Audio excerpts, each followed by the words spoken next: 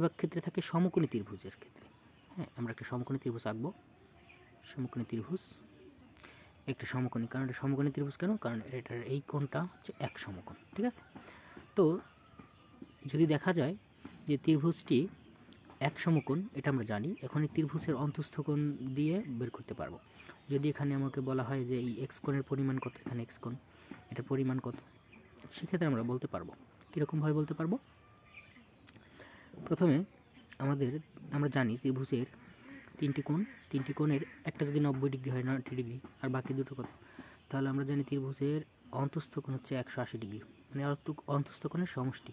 এখান থেকে 90 ডিগ্রি বিয়োগ করে দিব। 90 ডিগ্রি বিয়োগ করে দিলে থাকছে কত?